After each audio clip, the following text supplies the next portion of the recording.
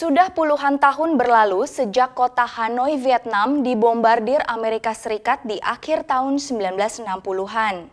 Serangan ini nyaris menghancurkan seluruh infrastruktur.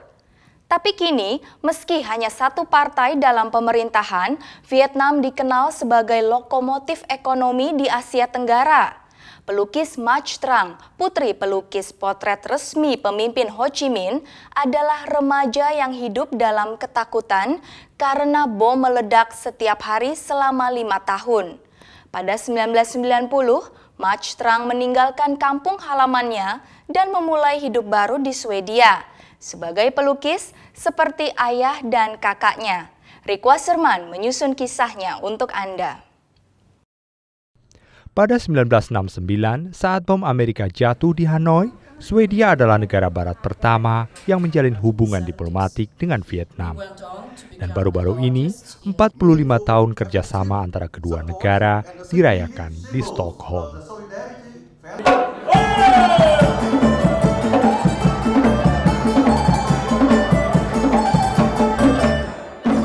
For over 4 decades, Sweden has provided a great useful, significant, and very effective support and assistance for Vietnam. Banyak pengusaha negara ini yang berbisnis di Vietnam selama puluhan tahun. Meski Vietnam mengalami ledakan ekonomi dalam 20 tahun terakhir, beberapa pihak menyatakan reformasi politiknya masih jauh tertinggal. It's still one party government, but the freedom have been going very quickly, but it takes time to develop a country, develop a market, to develop democracy. Tapi 4 dekade yang lalu, ibu kota Vietnam bagian utara, Hanoi, luluh lantak. Pembantaian yang disaksikannya telah mempengaruhi seniman Mai Trang sejak itu. Kenangan itu dihadirkannya lewat lukisan.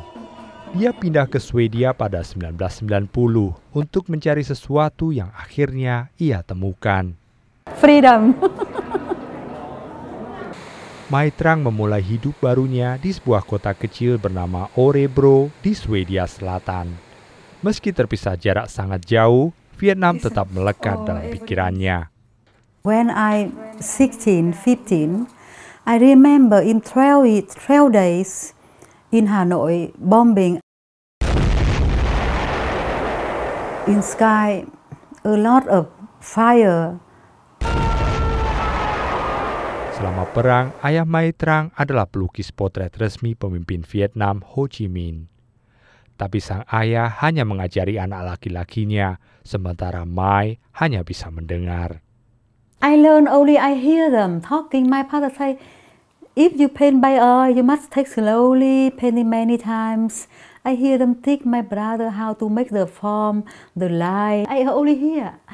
Because my father not interested in the girl, only teaching for the man, my brother, but not teach for me. Mai belajar melukis dengan melakukan percobaan, dan akhirnya muncul dengan gayanya yang unik. Sebagian abstrak, sebagian naif, dan yang lainnya tradisional. Secara teratur, ia berpameran di Swedia dan Italia, tempat pameran berikutnya. I have exhibition 4 times in Italy. I have one gallery in the Venice. They collection my art, and many people in Italy they collection my art.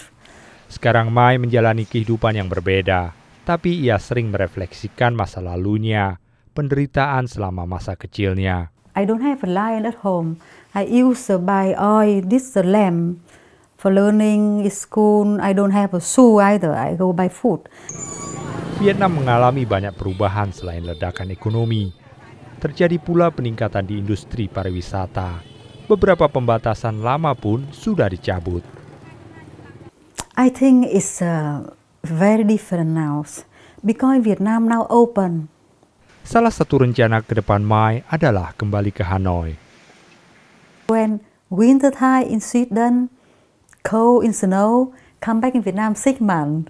That's my dream.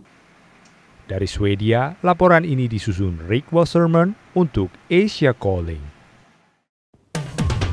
Laporan tersebut sekaligus menutup perjumpaan kita dalam Asia Calling. Terima kasih untuk perhatian Anda.